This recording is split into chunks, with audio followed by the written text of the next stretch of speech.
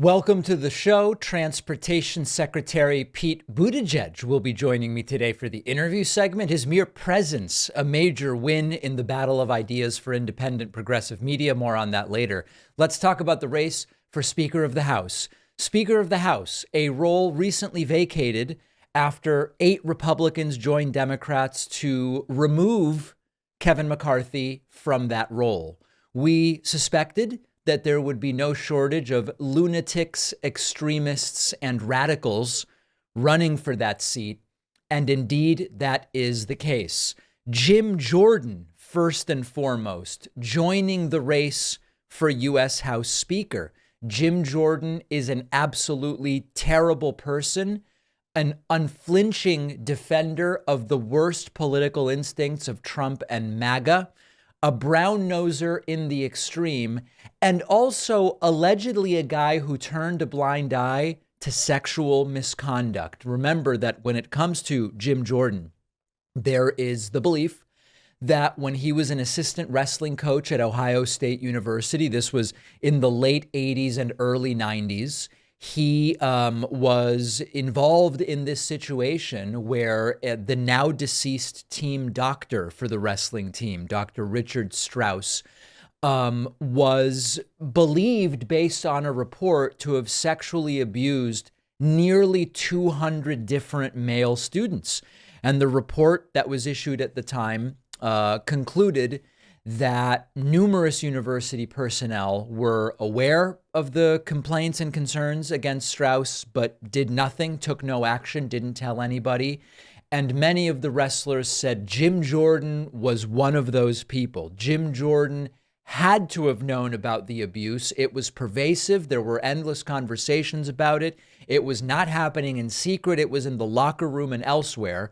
Jordan has denied knowing anything about it. An extraordinarily difficult claim to believe. So that's one guy, Jim Jordan, that guy who is running for Speaker of the House. Also running for Speaker of the House is Steve Scalise.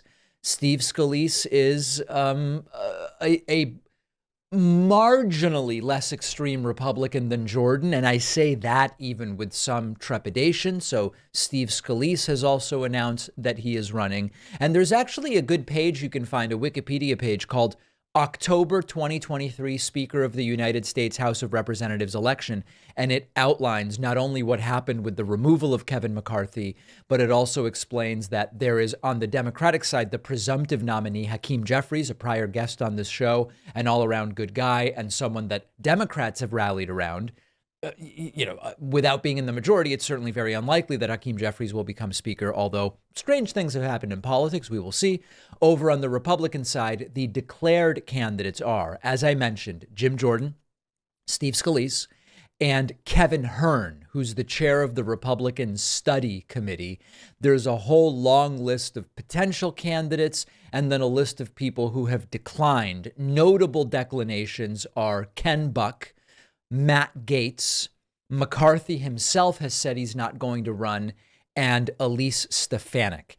In the background of all of this is this question mark around, are they serious when they talk about the failed former president Donald Trump as a potential Speaker of the House, a temporary Speaker of the House? I'm not going to play all of the clips for you again, but yesterday we had Sean Hannity, the well-known Fox News propagandist, saying sources are telling me that some Republicans want Trump.